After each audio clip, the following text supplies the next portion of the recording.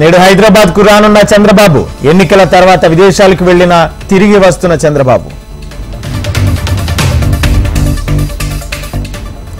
పరువు నష్టం కేసులో ఢిల్లీ మంత్రి అతీషీకి సమన్లు నేడు కోర్టు ముందు హాజరు కావాలని ఆదేశం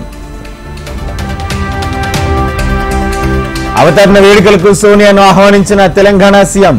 ఉద్యమకారులకు సముచిత గౌరవం దక్కుతుందన్న రేవంత్ కాకతీయ తోరణంపై కోపం ఎందుకు అధికారిక చిహ్నం తొలగింపుపై కేటీఆర్ ఫైర్ కవిత బెయిల్ పిటిషన్లపై ముగిసిన వాదనలు ఈ నెల 30న తీర్పు వెలువరించనున్న ఢిల్లీ హైకోర్టు హైదరాబాద్ శివార్లో పిల్లల విక్రయాల గుట్టురట్టు అంతర్జాతీయ ముఠాను గుర్తించిన రాచకొండ పోలీసులు తెలంగాణ వ్యాప్తంగా ఆర్టీఏ కార్యాలయాల్లో ఏసీబీ దాడులు అక్రమ రికార్డులు అనధికారిక సొమ్ము స్వాధీనం ఫోన్ ట్యాపింగ్ కేసులో వెలుగులోకి వచ్చిన కీలక విషయాలు వాంగ్మూలం ఇచ్చిన మాజీ డీసీపీ రాధాకిషన్రావు తెలంగాణలో డ్రగ్స్ కంట్రోల్ అధికారులు తనిఖీలు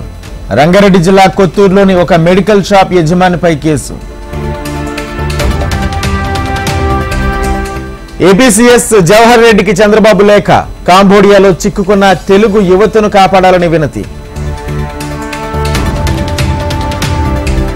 ఏపీలో కూటమి ఏర్పడ్డాక ఈసీ వైఖరి మారిందన్న సజ్జల చంద్రబాబు చెప్పినట్లుగానే ఈసీ నడుచుకుంటుందని విమర్శ విశాఖలో బయటపడిన వాహనాల రిజిస్ట్రేషన్ స్కామ్ నకిలీ పత్రాలతో ట్యాక్స్ ఎగవేస్తున్న డీలర్లు పల్నాడుపై ఎన్నికల సంఘం స్పెషల్ ఫోకస్ కౌంటింగ్ ఏర్పాట్లు బందోబస్తుపై సమీక్షించిన ఈసీ పోస్టల్ బ్యాలెట్ ఓట్ల లెక్కింపుపై వైసీపీ అభ్యంతరం పేర్ని నాని నేతృత్వంలో అదనపు సీఈఓను కలిసిన వైసీపీ నేతలు మాచర్ల ఎమ్మెల్యే పిన్నెలికి బిగ్ రిలీఫ్ 3 కేసులో ముందస్తు బెయిల్ మంజూరు జగన్ పై రాయదాడి కేసులో నిందితుడికి బెయిల్ కండిషన్ బెయిల్ ఇచ్చిన విజయవాడ కోర్టు తుది ఘట్టానికి చేరుకున్న లోక్సభ ఎన్నికల ఘట్టం కన్యాకుమారిలో మెడిటేషన్ కు రెడీ అవుతున్న ప్రధాని మోడీ దేశవ్యాప్తంగా బీజేపీ ఉనికి కోల్పోయింది మెజార్టీ రాష్ట్రాల్లో ఇండియా కూటమి పుంజుకుంటుందన్న ఖర్గే